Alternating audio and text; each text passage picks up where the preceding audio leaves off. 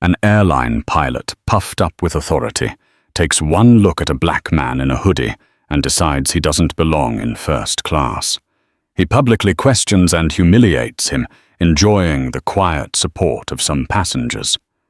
But a slow, steady stream of impeccably dressed professionals begins to fill the cabin, each one greeting the casually dressed man as their boss. The pilot's smug expression is about to be wiped off his face in the most epic and satisfying way imaginable. This isn't just a story of prejudice. It's a tale of glorious, high-flying karma. Stick around.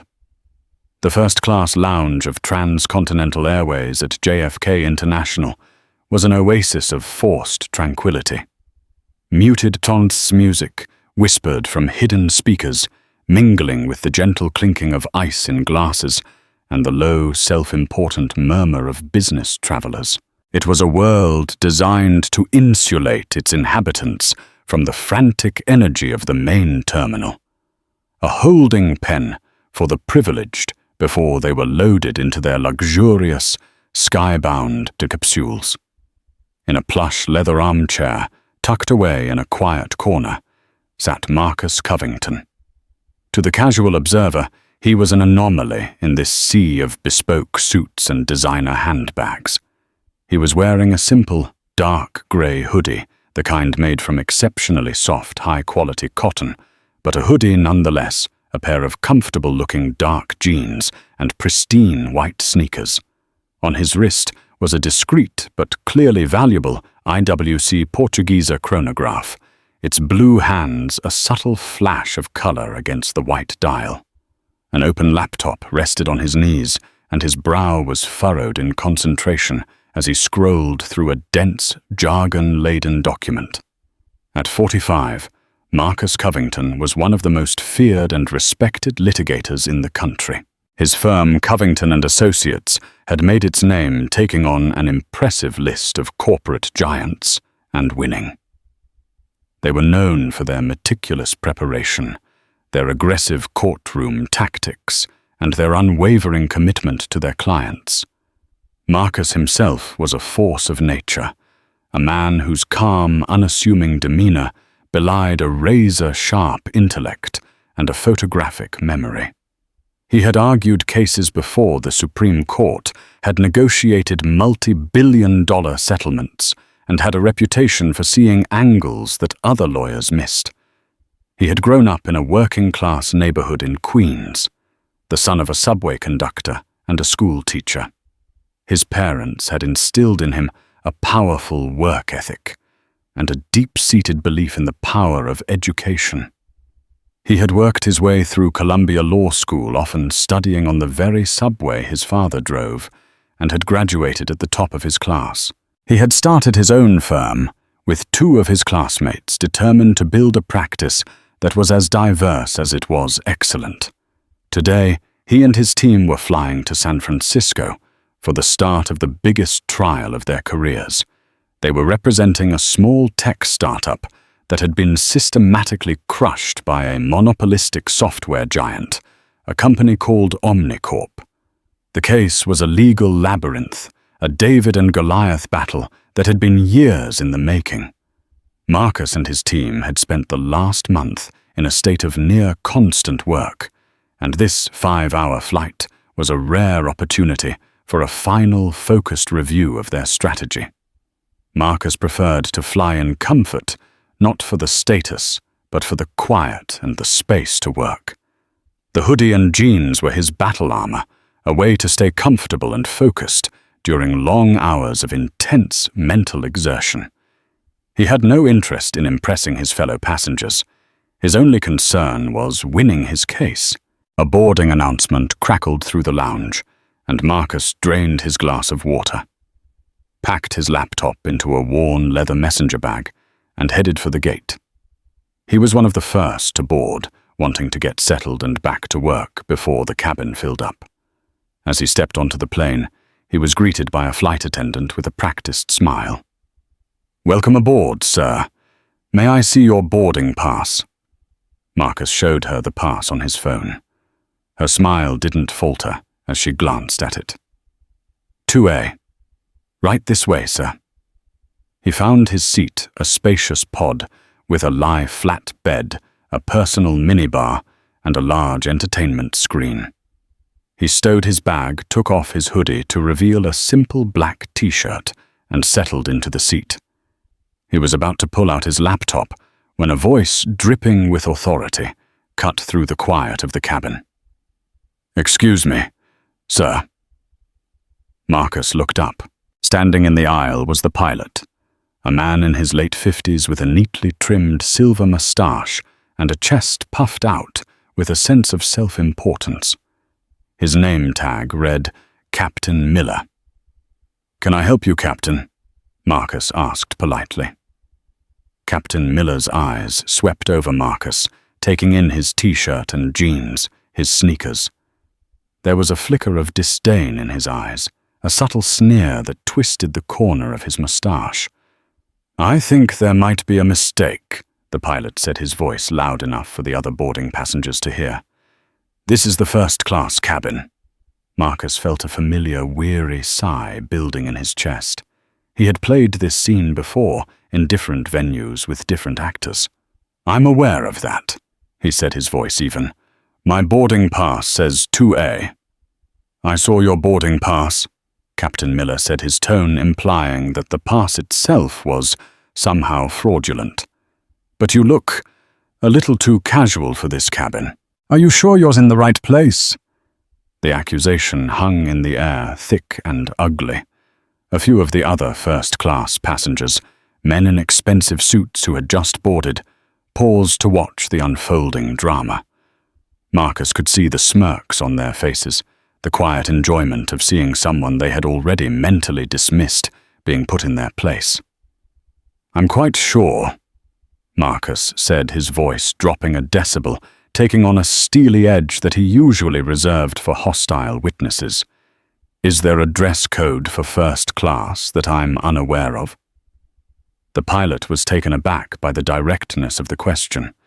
He had expected Marcus to be intimidated to stammer an apology, to perhaps even offer to move. He had not expected this quiet, unyielding confidence. "There's an expectation of a certain decorum," Captain Miller said, floundering for a justification for his prejudice. "We like to maintain a certain standard in our premium cabins. A standard that's based on the price of a passenger's clothes or the price of their ticket," Marcus asked, his eyes locking onto the pilot's. "Because I can assure you my ticket was paid for in full." The pilot's face reddened. He was losing control of the situation. He had intended to make a quick public example of this out-of-place passenger, to reinforce his own authority.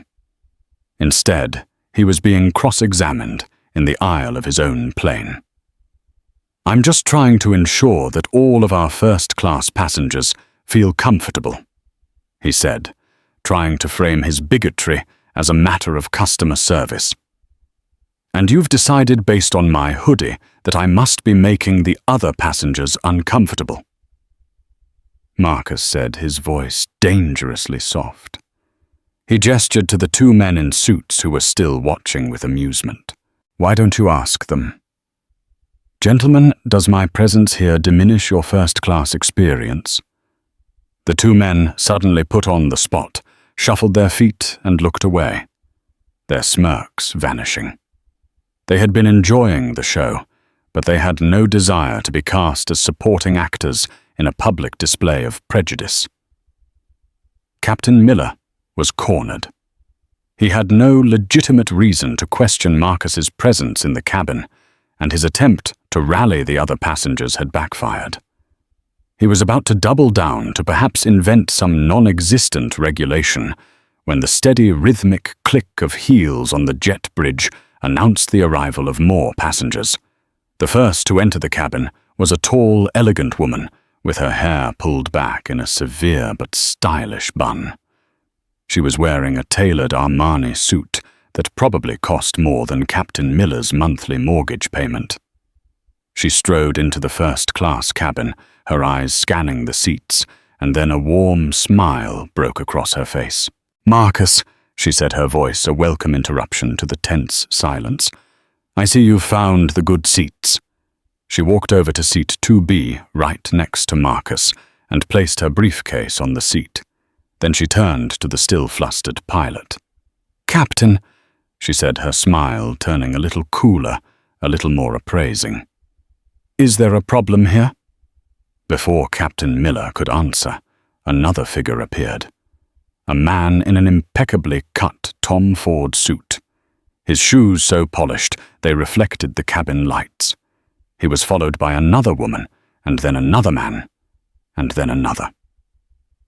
A slow, steady stream of legal professionals, each one dressed in the expensive, understated armor of corporate law, began to file into the first-class cabin. They were a diverse group, men and women, of different ages and ethnicities, but they all had one thing in common. As they entered the cabin, their eyes found the man in the t-shirt and jeans, and each one of them broke into a smile of genuine warmth and respect. "Morning, Marcus." "Glad we caught you, boss." "Ready for war, Marcus." Each greeting was a fresh blow to Captain Miller's crumbling sense of authority. The man he had tried to humiliate, the man he had dismissed as too casual, was not just a passenger. He was clearly the leader of this high-powered, impeccably dressed army. The final member of the team to board was a young, eager-looking man, his arms full of binders. He hurried over to Marcus's seat. "Mr. Covington," he said, "I have the final Omnicorp depositions you asked for." Marcus Covington. The name finally clicked in Captain Miller's mind. He was a vague follower of business news, and he had seen the name before. Covington and Associates, the giant killers, the firm that was currently taking on Omnicorp, one of Transcontinental Airways' most important corporate clients. The blood drained from the pilot's face. The man he had just tried to eject from first class was not just a lawyer. He was one of the most powerful lawyers in the country, and he was flying to San Francisco to engage in a legal battle that would be front-page news for weeks. The quiet amusement on the faces of the other passengers had been replaced by a look of stunned awe. The flight attendant who had first checked Marcus's boarding pass was standing frozen in the galley, her hand over her mouth. Marcus looked at his team, who were now settling into their seats, filling the entire first-class cabin. Then he turned his gaze back to the pilot, who was now pale and sweating under the cabin lights. Marcus didn't raise his voice. He didn't need to. He simply looked at the man who had judged him so wrongly, and said in a voice that was calm, clear, and absolutely lethal, "Captain Miller, I believe you were about to explain the decorum of this cabin to me and my legal team. Please continue. We're all listening." The storm had not just arrived. It had made landfall, and Captain Miller was standing at ground zero with nowhere to run and nowhere to hide. The quiet flight to San Francisco was about to become the most turbulent journey of his life. The silence in the first-class cabin was no longer merely tense. It was crystalline, sharp enough to cut. Every passenger, from the two chastened businessmen to the newly arrived legal team, was frozen, their attention focused on the two men at the center of the aisle. Captain Miller stood as if rooted to the floor, his face a ghastly shade of pale, the smug authority having evaporated and been replaced by the dawning horror of a man who has just walked off a cliff and has not yet begun to fall. Marcus Covington remained seated, his posture relaxed, but his eyes were sharp, analytical, missing nothing. He had the full, undivided attention of his audience, and he was a man who knew exactly what to do with it. He was no longer just a passenger being harassed. He was a litigator in his natural habitat, and the aisle of the airplane had just become his courtroom. "Captain," Marcus said, again, his voice resonating in the quiet cabin, "you were expressing a concern about standards. I'm curious. Could you please articulate for my team and me exactly what those standards are? Is there a memo I missed? A section in the terms and conditions that specifies the required brand of trousers for your premium passengers? One of the younger associates, a sharp-witted woman named Jessica, stifled a laugh with a cough. The lead counsel beside Marcus, the woman in the Armani suit named Sarah, simply raised a perfectly sculpted eyebrow. She had seen Marcus dismantle arrogant executives on the witness stand with this exact technique, the calm, probing questions that slowly exposed the rot of prejudice beneath a thin veneer of professionalism. Captain Miller opened his mouth, then closed it again. A series of incoherent thoughts scrambled through his mind. He could try to apologize, but it would be a transparently self-serving act. He could try to retreat to the cockpit, but it would be a clear admission of guilt and cowardice. He was trapped by his own arrogance. I apologize if there was a misunderstanding. He finally stammered, his voice a hoarse croak that was a pathetic echo of his earlier authoritative tone. There was no misunderstanding, Captain. Marcus countered, his voice smooth as silk, but with an edge of tempered steel. You saw a black man in a hoodie and you made an assumption. You assumed I didn't belong. You assumed I was beneath your other passengers, and you chose to voice that assumption publicly in an attempt to humiliate me. He paused, letting the words sink in, letting the other passengers relive the ugly moment. My concern, Marcus continued, is not for my own feelings. I've been dealing with men like you my entire life. My concern is for your employer, Transcontinental Airways. They have a brand to protect a duty of care to all their passengers. And you, with your standards, have just become a significant liability.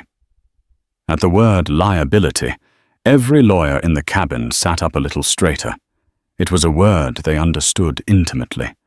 It was a word that meant consequences. It was a word that meant money. Sarah, the lead counsel, now entered the conversation. She didn't stand, but her voice carried an authority that was equal to Marcus's. Captain Miller, she said, her tone cool and professional. My name is Sarah Jenkins. I am senior partner at Covington and Associates. I would like your full name, your employee identification number, and the name of the head of flight operations for this airline. We will be in touch. It was no longer a personal dispute. It was now a formal, legal matter. The pilot's face, if possible, grew even paler. He was no longer dealing with an uppity passenger. He was being put on notice by one of the most formidable law firms in the nation. Now that won't be necessary. He sputtered, a sheen of desperate sweat on his forehead. It was a simple mistake. A joke, really. A joke. Marcus's voice was incredulous. You found your own prejudice amusing. Do you think the other passengers found it amusing? Do you think the board of directors of this airline will find it amusing when a video of this joke surfaces online? Marcus gestured subtly to one of his younger associates in the third row, who had been discreetly recording the entire exchange on his phone since the moment the pilot had first raised his voice. The associate gave a slight, almost imperceptible nod. The pilot's eyes widened in panic. A video. The thought of his face, his words plastered all over the internet, a permanent testament to his bigotry, was a nightmare made real. He was no longer just facing a professional reprimand. He was facing public ruin. The lead flight attendant, who had been hovering nervously in the galley, now rushed forward, her face a mask of frantic damage control. Captain, perhaps you should prepare for takeoff, she said, gently but firmly, trying to pull him by the arm. I'm sure we can sort this all out. Captain Miller allowed himself to be led away, casting one last, terrified look at Marcus. It was the look of a defeated man, a man who had been so thoroughly and publicly dismantled that there was nothing left but a hollow shell of his former self. as the cockpit door clicked shut. A strange sense of catharsis filled the cabin. The two businessmen who had initially smirked at Marcus's predicament were now staring resolutely into their laps, the picture of shame. The other passengers were looking at Marcus and his team with a newfound respect that bordered on awe. Sarah leaned over to Marcus. "Well," she whispered, a hint of a smile playing on her lips. "That was an unexpected pre-trial deposition." Marcus allowed himself a small, weary smile. "Just a little warm-up," he said. "Now let's get back to work. We have a real giant to slay." For the next 5 hours, as the plane cruised at 30,000 feet, the first-class cabin of Flight 347 to San Francisco was transformed into the most exclusive high-powered law office in the world. Binders were opened, laptops glowed, and quiet, intense conversations took place. The legal team, a well-oiled machine, went about their work with a quiet, focused intensity. But the atmosphere had irrevocably changed. The usual stilted politeness of first class had been replaced by a palpable sense of purpose. The flight attendants served the legal team with a deference that was almost reverential. Every request was met with a prompt, "Of course, Mr. Covington," or "Right away, Ms. Jenkins." The incident had served as a powerful, unplanned team-building exercise.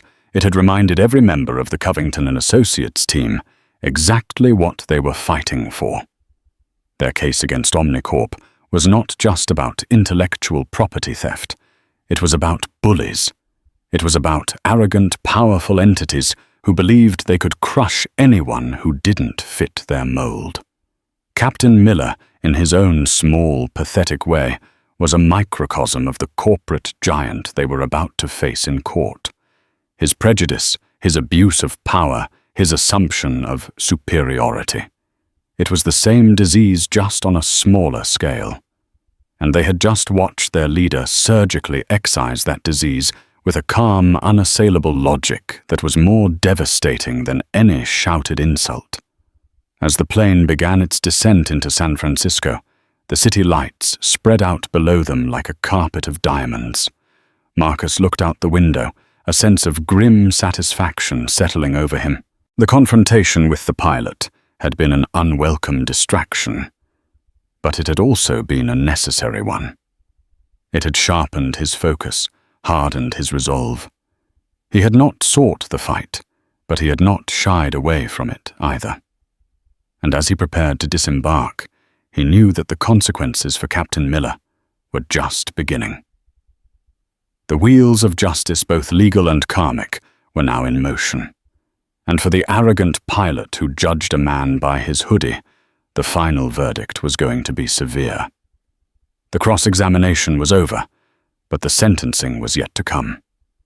The moment Flight 347's wheels touched the tarmac at San Francisco International Airport, the fallout for Captain Miller began to accelerate with the brutal efficiency of a corporate crisis management plan in full swing. Before the seatbelt sign had even been switched off, Marcus's associate had already emailed the video file of the incident to Sarah Jenkins, who had in turn forwarded it to a pre-designated contact in the legal department of Transcontinental Airways, with a simple 3-word message: "Urgent. Call me." As the legal team gathered their belongings, a nervous-looking airline representative was already waiting at the gate. He was a senior manager, pulled from a comfortable desk job to perform a task he clearly dreaded. "Mr. Covington?" he asked, his voice betraying his anxiety. "My name is David Chen. I'm the station manager for Transcontinental here at SFO.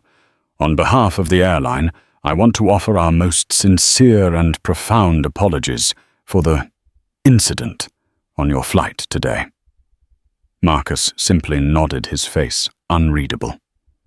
"Your apology is noted, Mr. Chen, but this is no longer a matter for station managers.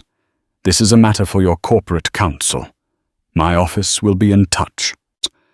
The message was clear. This would not be smoothed over with an apology and a voucher for future travel. This was a legal firestorm, and Transcontinental was now in the hot seat. Captain Miller and his co-pilot were instructed to remain in the cockpit until all passengers had deplaned. When Miller finally emerged, his face was ashen. He was met not by the usual ground crew, but by David Chen and two stern-looking security guards. He was not permitted to walk through the terminal.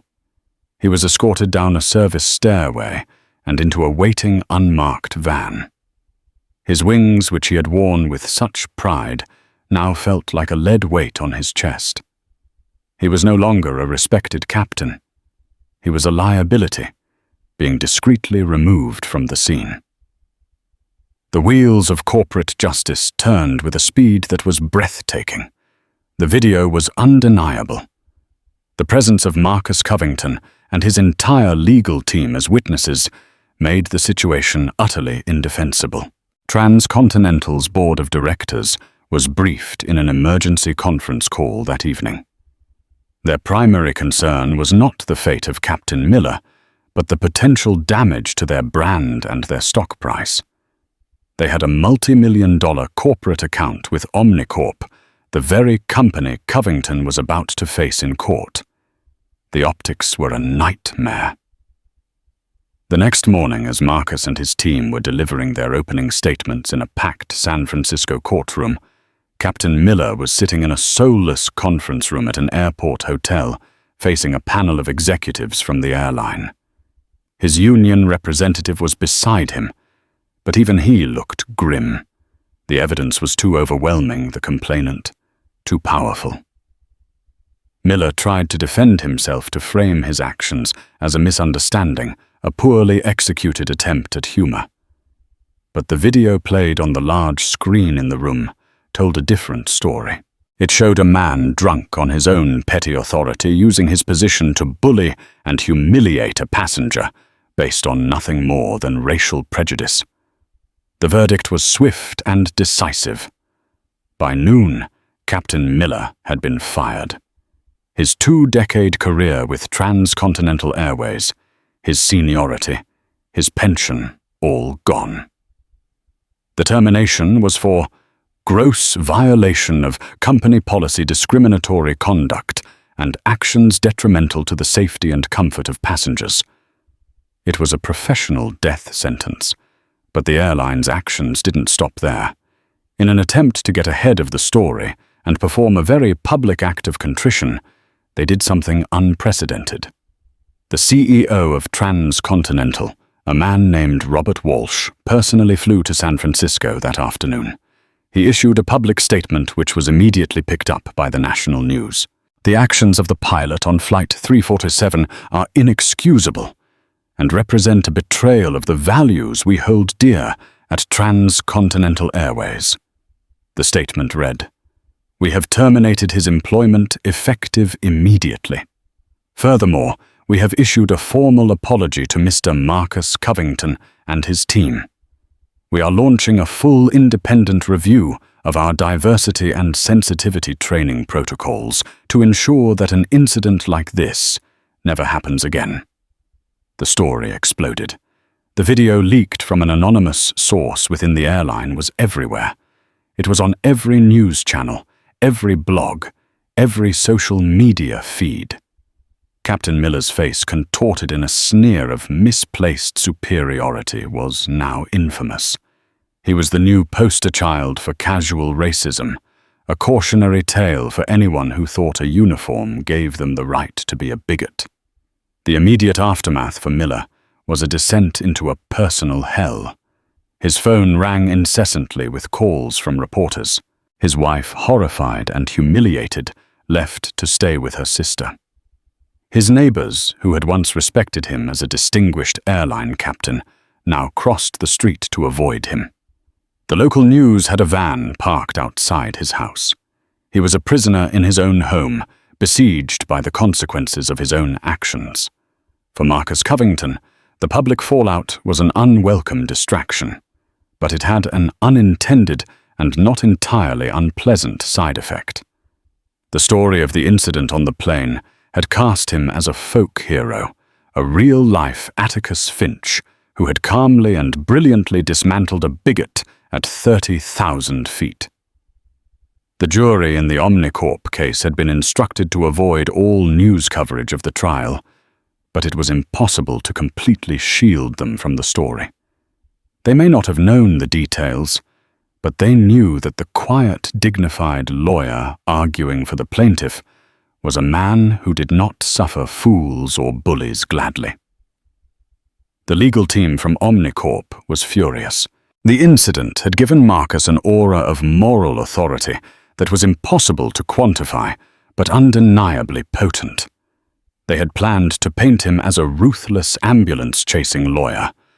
Now he was seen as a champion of the underdog, a man who fought for justice both in and out of the courtroom. The verdict in the trial, when it came 3 weeks later, was a stunning victory for Covington and Associates. The jury found Omnicorp guilty on all counts and awarded the small startup a record-breaking sum in damages.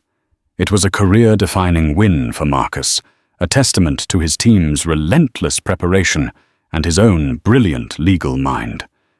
As he stood on the steps of the courthouse, surrounded by his jubilant team, a reporter asked him a question that had nothing to do with the Omnicorp case.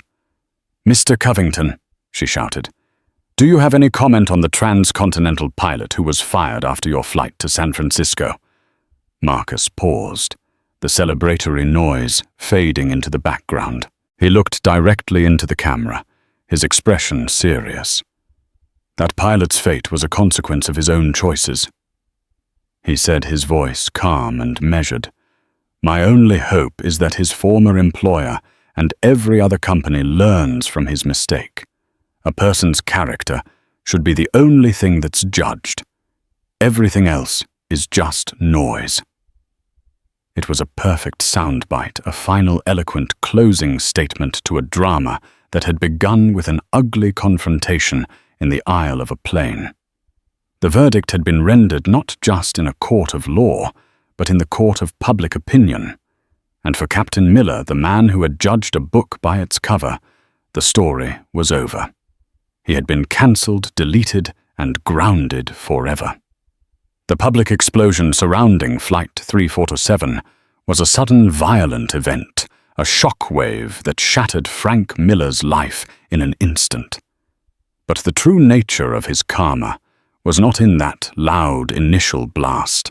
It was in the long, silent, suffocating fallout that followed a slow-motion collapse of a life built on the fragile bedrock of arrogance.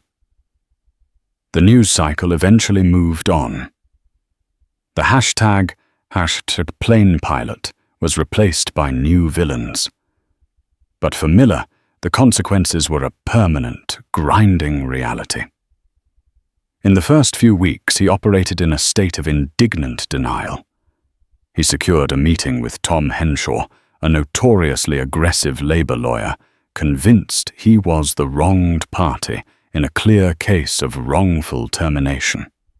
He sat in Henshaw's plush office, the picture of aggrieved entitlement, and laid out his version of events, a story in which he was a diligent captain, upholding standards, and Marcus Covington was a troublemaker who had used his immense power to orchestrate a witch hunt.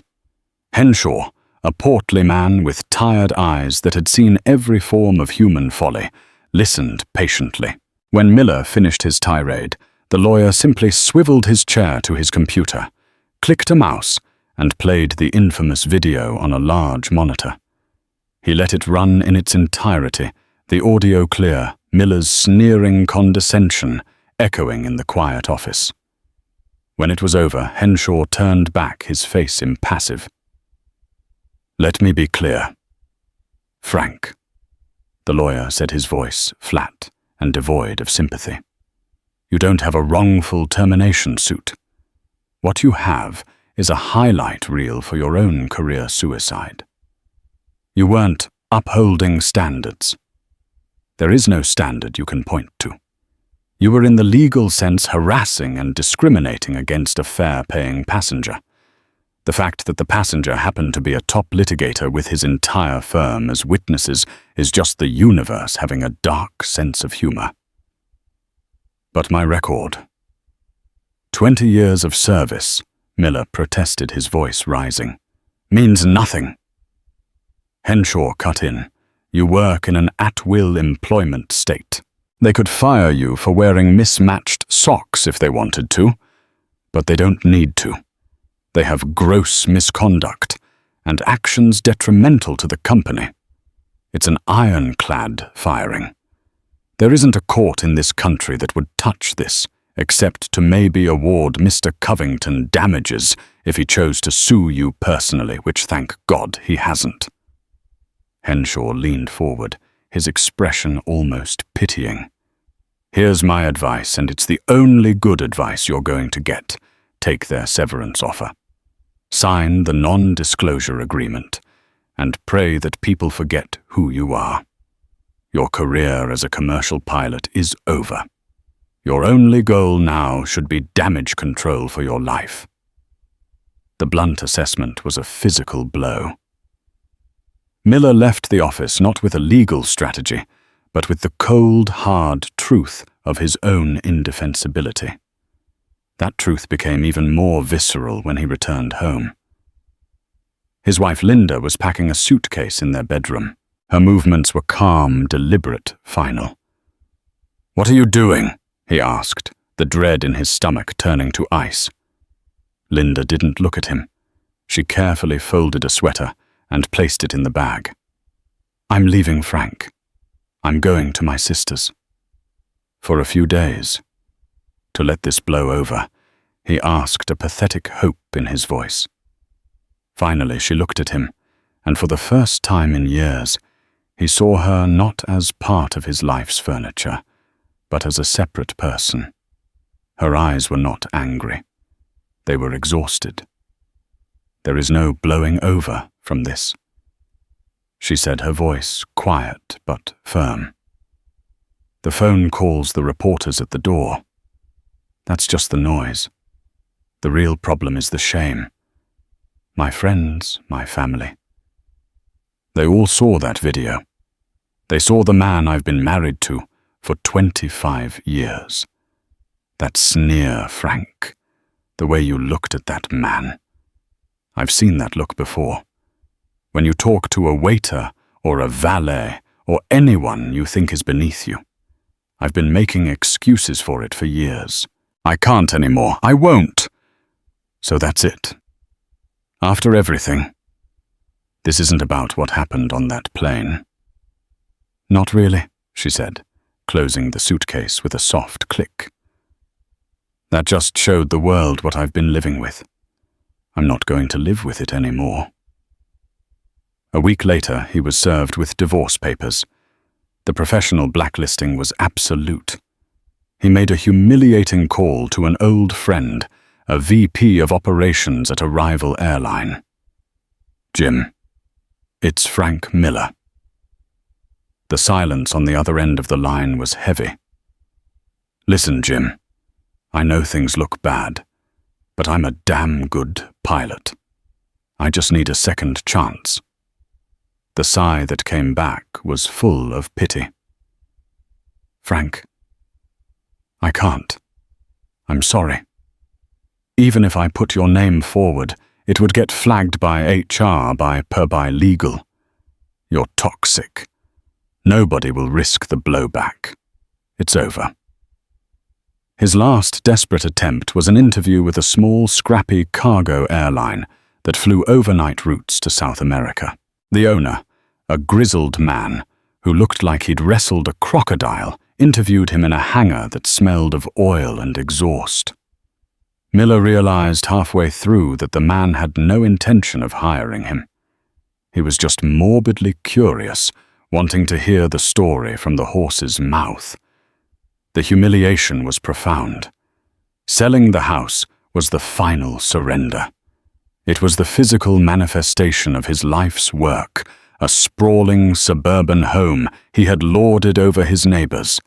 Now he was just another failed homeowner, forced to downsize his life into a series of cardboard boxes. He moved into a dingy two-bedroom apartment in a complex wedged between a freeway and a strip mall. The constant dull roar of traffic was a perpetual mocking echo of the powerful jet engines that had once been his domain. He became a recluse, his days bleeding into one another in a haze of cable news and cheap whiskey. He nurtured his bitterness, replaying the incident in his mind, recasting himself as the martyr. But the outside world would occasionally intrude, reopening the wound. One day, a young man at the pharmacy counter looked at him, then at his phone, then back at him. "Oh my God," the young man said, his voice a little too loud. "You're the pilot. The racist pilot." Frank fled the store, his heart hammering in his chest, the judgment of a stranger chasing him back to his lonely apartment. Nearly a year after the firing, his mother passed away. He booked a flight to his hometown, and the indignity of the process was a fresh layer of torment. He, Captain Frank Miller, had to navigate the online booking system like a commoner pay extra for a checked bag, and suffer the crowning humiliation of being assigned a middle seat in economy class. The airport was a nightmare. It was his former kingdom, but now he was just one of the herd shuffling along in the security line, his shoes in a plastic bin. As he sat at the gate, waiting for his boarding group to be called, a flight crew walked past. The captain, a woman, was laughing with her young, diverse co-pilots. They moved with an easy confidence, an aura of purpose and belonging. The sight of them, so at ease in the world he had lost, was like a knife to the gut. On the plane, squeezed between a salesman who was snoring and a college student who was blasting music through her headphones, he tried to distract himself with the in-flight magazine. He flipped through the glossy pages of travel articles and luxury watch ads. And then he saw it, a full-page ad. It was for a law firm. A simple, elegant photograph of a dozen smiling, confident legal professionals. In the center of the group, his gaze calm and direct, was Marcus Covington. The tagline beneath the photo read, "Covington and Associates. Justice for all." Frank stared at the picture, his breath catching in his throat. All the rage, the bitterness, the self-pity he had cultivated for a year suddenly felt flimsy, a pathetic defense against a truth he could no longer escape. He looked at Covington's face, not the face of a villain, but of a man of substance and integrity. He looked at the confident faces of his team, the physical embodiment of the world he had so casually dismissed. And in that cramped, uncomfortable middle seat, 30,000 feet above the country, he no longer soared over the walls of his denial, finally crumbled. It wasn't Covington who had destroyed him. It wasn't the airline or cancel culture or a world that had grown too sensitive. It was him, his own ugly sneer, his own puffed-up pride, his own choice to humiliate a man for a moment of fleeting, pathetic power. He had held a winning hand, a great career, a family, a comfortable life, and he had thrown it all away for nothing. The karma wasn't a punishment from an outside force. It was the slow, inevitable harvest of a seed he himself had planted. He crushed the magazine in his fist, the paper wrinkling under the pressure, a perfect metaphor for his own life. The plane hit a patch of turbulence, and for the first time, Frank Miller felt truly, utterly grounded, while Frank Miller's world systematically contracted, collapsing into a singularity of bitterness and regret. Marcus Covington's underwent a period of explosive expansion. The stunning victory against Omnicorp, already a landmark legal achievement, became inextricably linked in the public imagination with the drama of Flight 347. The dual narrative, one of a brilliant lawyer dismantling a corporate Goliath, the other of a dignified black man, dismantling an ignorant bully, created a powerful and resonant brand for Covington and Associates. They were no longer just successful, they were significant.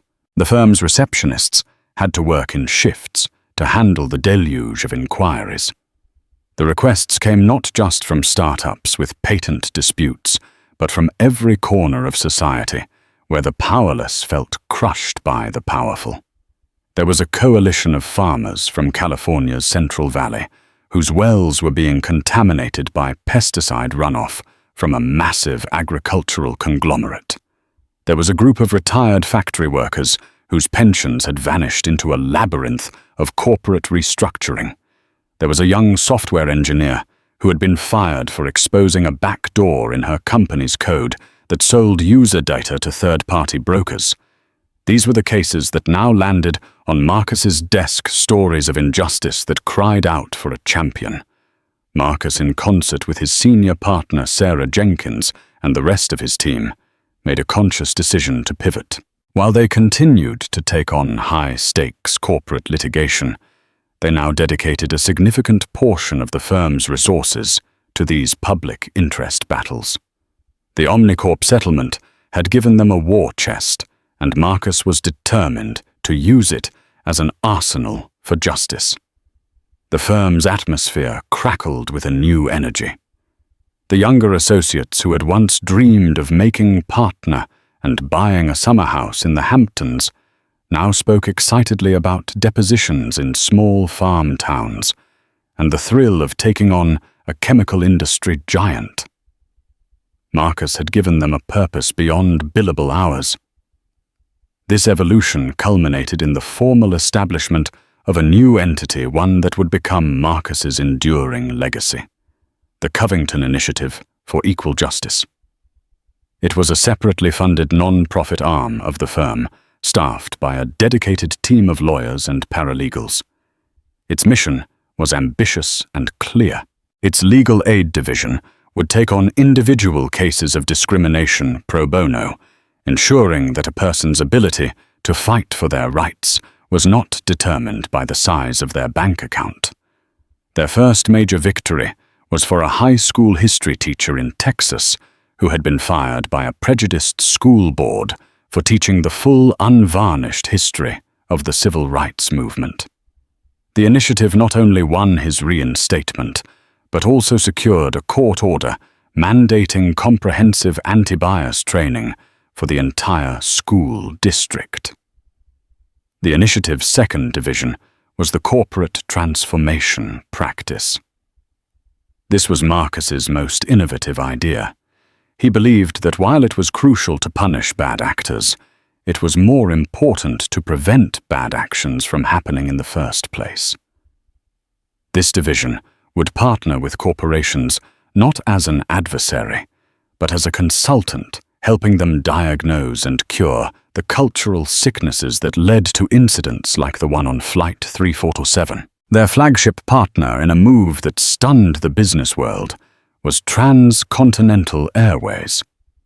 CEO Robert Walsh, facing a brand in crisis, had called Marcus personally. The initial conversations were tense.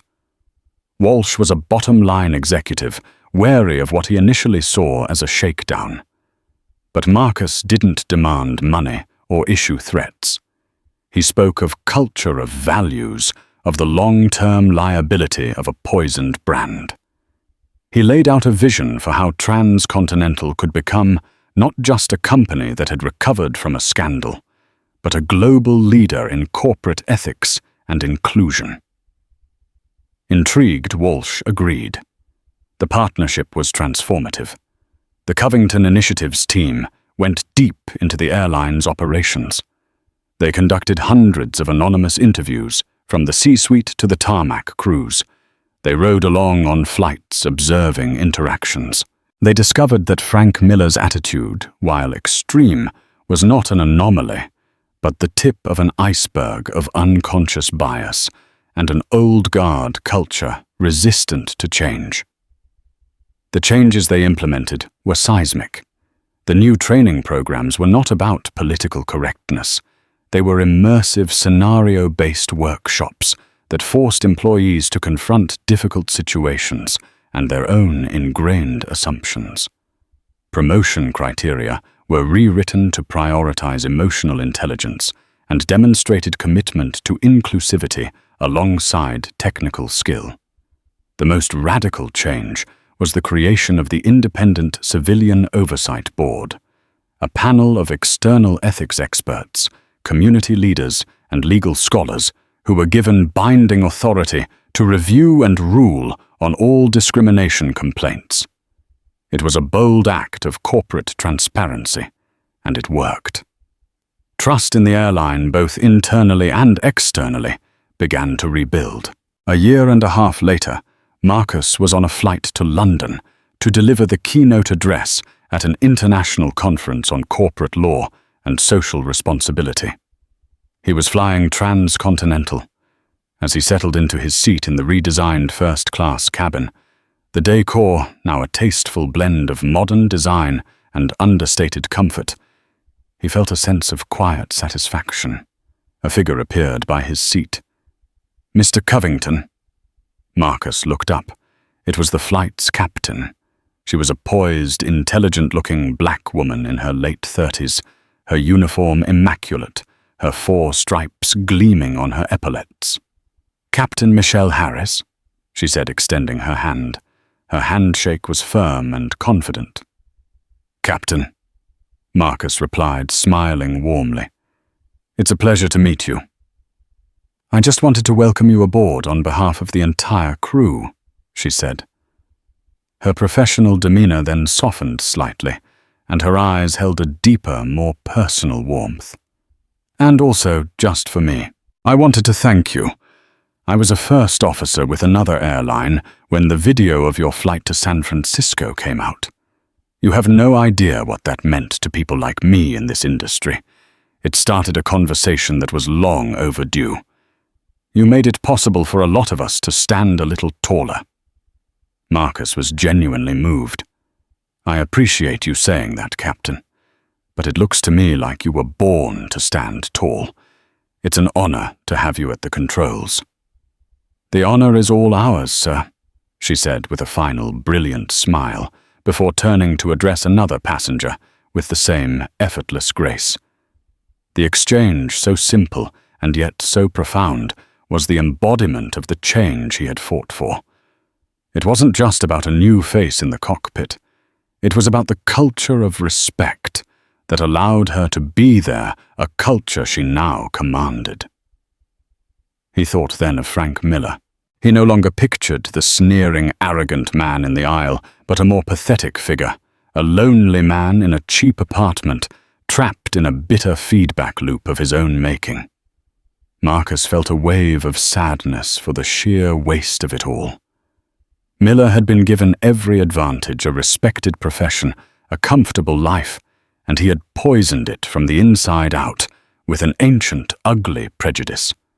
His was a self-inflicted wound, and his fate was a necessary, if tragic, consequence. Justice had been served, but Marcus found no joy in the man's ruin, only a renewed conviction that his own work was far from over. He opened his laptop. The screen illuminated his face with its soft glow. The first document on the screen was the preliminary injunction brief for the Central Valley Farmers case. There were expert testimonies on water toxicity levels to review, legal precedents on corporate negligence to reread. There was another Goliath to slay. As the powerful engines of the Airbus A350 spooled up, pressing him gently back into his seat, he looked out of the window. The plane taxied onto the runway, its powerful lights cutting through the darkness. He thought of the 2 divergent paths that had been irrevocably set that day on Flight 347. One path had led to this, to a cramped middle seat on a flight to a funeral, a journey into a past with no future. The other path led here to a lie-flat bed in a cabin filled with respect, a journey towards a new horizon, a sky of limitless possibility, with work still to be done. The plane accelerated a roar of controlled power and lifted gracefully into the night. Marcus Covington was flying. The story of Marcus Covington and Captain Miller is a stark reminder that in the modern world, there are no small acts of prejudice.